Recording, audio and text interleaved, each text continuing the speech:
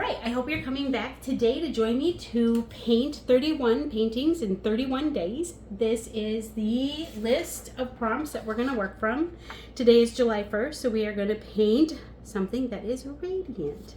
I'm going to keep these super simple. We're not even going to need to do a sketch. The piece of paper that I have, I pulled paper off of my Meeden watercolor block, and then I cut it in half. So this is 10 by 7.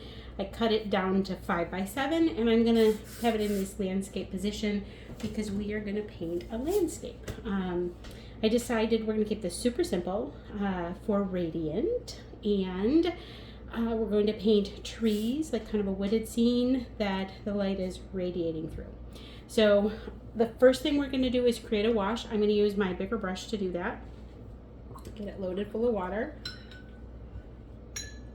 And I'm gonna make a puddle of this yellow.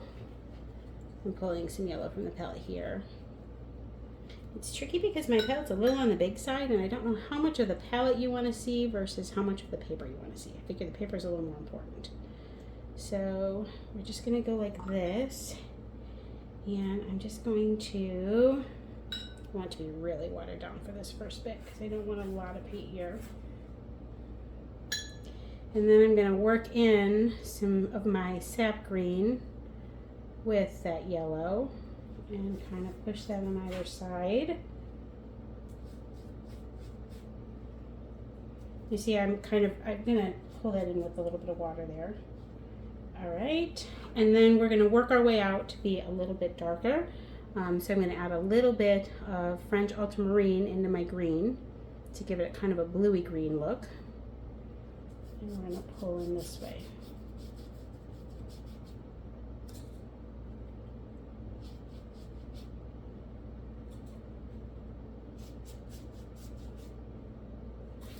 And the reason I went up and down is because I like this idea of working a little more here, a little more blue. A little more blue. Ooh, that was a little dark. Okay, if you get a little too dark like that, you can just pull a little more out. Okay, I'm gonna just leave it like that because I don't want to get too crazy. And we are going to let this dry a little bit. If you have a hair dryer, you can use a hair dryer. Otherwise, what you're going to need to do is just let it sit for a minute. You can see if you look, it's super shiny right now. That means it's really, really wet, and I don't want to work on this until it gets a little drier. It doesn't have to be 100%, but if I put any more paint on this, it is going to just kind of explode out, and we don't want that. So what we're going to do next is start making some tree trunks, but we're gonna wait. So I'm gonna put us on pause, and then we'll come back after it's just a little dry. Okay, so you can see that it is not as shiny. It's not 100% dry. There's still a little bit of moisture to the paper, but it's no longer shiny. I'm not gonna get a super harsh edge. If I wanted a really harsh edge, like a very hard edge, then that is very distinct, then I need to wait and let it dry, maybe an hour or two. If I'm going to do a glazing technique, it's good to get like 3 or 4 hours of dry time before putting down the next layer, but we're not worrying about that. We are okay if our edges bleed out just a little bit or soften a little, because this whole painting is just going to be kind of soft. Okay, the next thing I'm going to do is grab my brush that is my size 6, and I'm going to pull out a nice cool color of kind of brown, but I'm going to mix that in with my French ultramarine. So it almost is like a gray. So right now I'm mixing my French ultramarine blue, which is this really kind of brightish but true blue, right? And then I'm adding in, this is burnt umber. So that I'm graying it out a little bit. And we're gonna make some tree trunks. What we're gonna do is we're gonna make them a softer color towards the middle and a darker color towards the edge. Okay. And we're just gonna kind of go, these don't have to be perfect. I'm just gonna kind of, this one's gonna be a little wider. The ones here because we're kind of looking back at a distance. Imagine if there's maybe kind of a path here. What you're going to see is this is going to be the foreground, so it's a little closer, which means those are going to be a little wider. Does not have to be perfect. Actually, if it's perfect, it doesn't look right. So you don't want them to be exactly. Trees are not. Yeah, I'm going to, oops, I need a little more paint.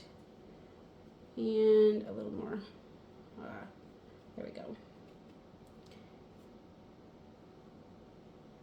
I'm going to let it kind of dance around a little. And I'm going to make sure that it's not perfectly straight.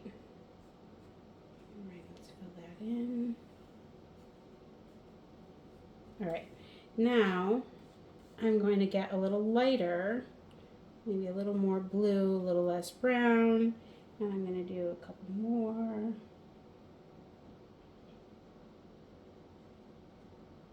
Oops, I'm probably brushing over this too many times. It means I don't have quite enough water on my brush. There we go.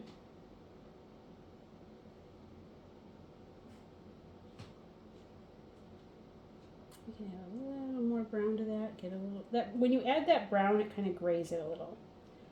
All right, and then we're just going to kind of go. Now I'm going to add more water to my puddle here so that it's really diluted. And I'm going to bring in a couple trees like this.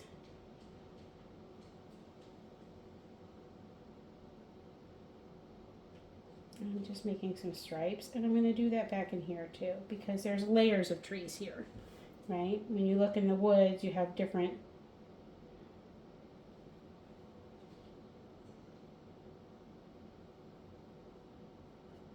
So we're just going to kind of add in here. I'm going to do kind of a nicer, darker tree. I think I'm going to add something here. Okay. All right, and I think maybe something a little more here. Okay, so now you can see we've got this like effect of these trees coming in. Okay, let's add. This one's a little light. I'm going to darken that up a little, and I'm going to add a little more like this. Okay. And I'm going to get like the softest, lightest bit. Like it's going to be so washed out, it's hardly paint. And I'm going to just kind of hit right in the middle. And if that's a little dark, which I feel like mine is just a little darker than I wanted it to be, then you can always, I don't have a paper towel in front of me, I usually do. You can take your paper towel and just sort of lay it along and pick it up. And that'll soften it up a little. Yeah. So this is lifting. There. Okay, so this is where we've got our trees. This is actually just visually pleasing, I feel like. I do feel like I need something darker here. So I'm going to get a little bit of this brown. This is where we just kind of go with what you feel. You're just going to paint intuitively, and there's no right or wrong with this. Okay, let's get I think it's because it isn't dry. It doesn't want to. There we go. Okay. Now, the next thing we're going to do is create the effect of our light. This works best if you have a brush that's a little bit on the stiff side. If you have a really soft brush, then it just isn't going to pull up the paint in the same way. You are also going to need a paper towel. So I'm going to grab my stiff brush and some paper towels, which are here. Okay, so I've got a handful of paper towels here. I'm going to use this, which is my Princeton 1/4 inch angle brush. It's got this nice little angle, and it's stiffer than my regular watercolor brushes. And we're going to get a paper towel ready, and we're going to dip in the water, clean water. I take a little water off, we don't want to be too wet, and we're just going to start by making a circle right here.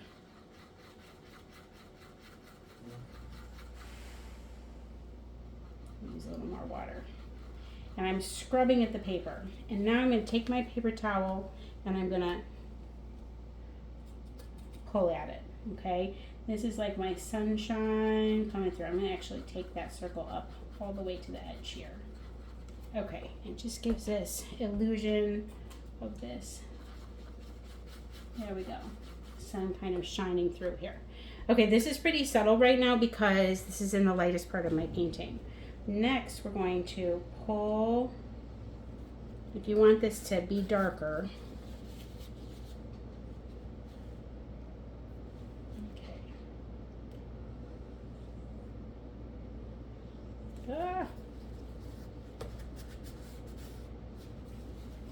okay, see how we're starting to get, we're going to take this, rinse it, don't do what I just did, rinse it so that we, yep. And see how we've got this sunbeam now? We're going to keep doing that. Just keep picking a spot. Rinse, so that otherwise what's going to happen is I'm going to pull this darker color up into this lighter color, and I don't want to do that. And then take your paper towel and just kind of rub along it. We're just going to keep doing that.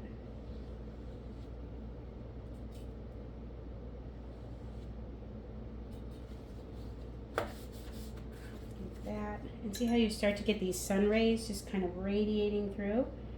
Some of them are going to be skinnier.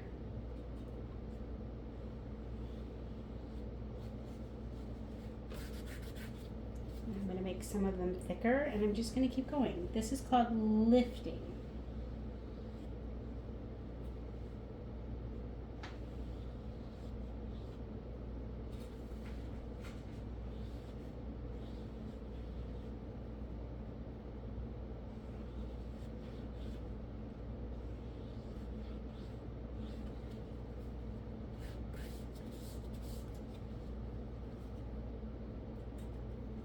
And then we're going to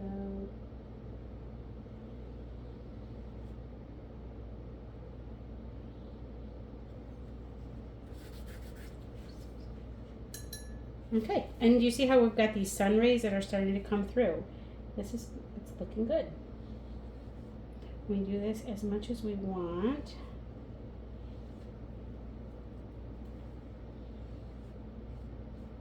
And here I'm going to scrub a little more because it's just going to take a little more rubbing to lift that paint out.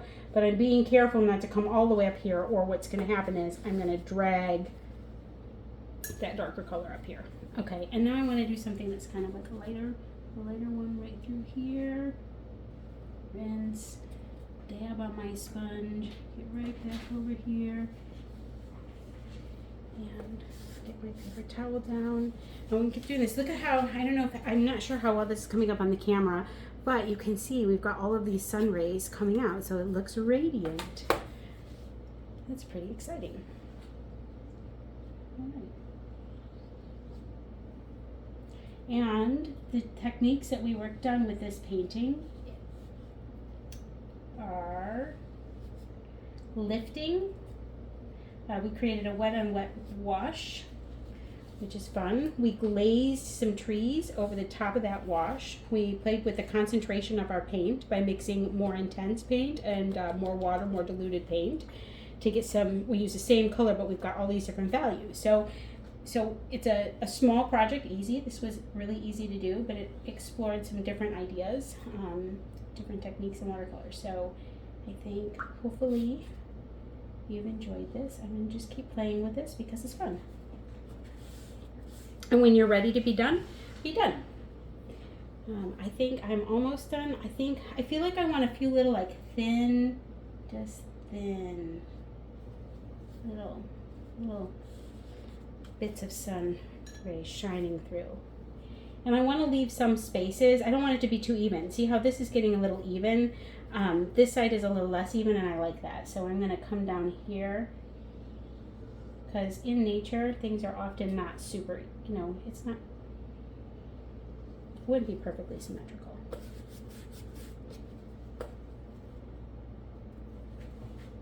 Okay, and then we're going to just bring something here. They don't show up so much in the middle here because it's already so light, but they show up a little bit. I'm just going to kind of scrub at this a little. All right, and then pull it up. And I think I'm going to call that done. One of the things you can do, if we wanted to, we could add like little bits of, I'm going to do a couple. This is called the boucle effect, and it happens sometimes when the sun is really shining, and it's where you take, now this is a really stiff round brush, And I'm gonna just do a little circle and then pull up. And it's like those little like sun flares that you see sometimes. I don't want to do too many of those because I don't know that that's gonna be the right. Yeah, so you just kind of rub in a circle. Again, this is a really stiff, I have an even stiffer brush I think somewhere. Here it is. This is a stencil brush and this works really well for this technique. So we're just gonna come in, scrub in a circle, and you can see you've got like these little like sun flares. Add those if you want to. Don't add them if you don't want to. I'm going to get my sun a little bigger. It's like those little flares you get. Yeah, I'm just going to add a few here and there. Mostly just around the center, but you're not seeing the regular lines quite as much. There we go.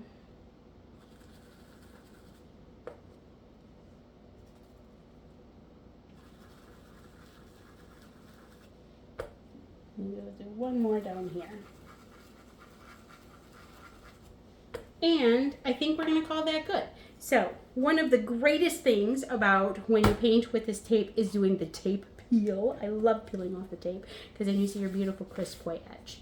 So let's go ahead and peel off the tape carefully.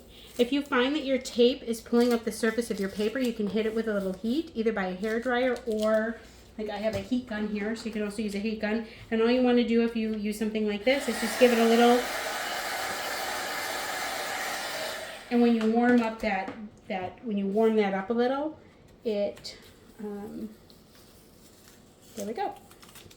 It makes it so that it pulls from the paper much easier. This tape is coming off very well, but if you find that your tape is pulling at your paper and you're getting little bits of paper as you're pulling it up, or if it's tearing your paper, add some heat. Okay, and our painting is finished for July 1st. Radiant. Thank you so much for joining me, and I can't wait until we do the next one. Oh, I gotta find my off button. I'm not very good at videos, just so you know. All right, see you tomorrow.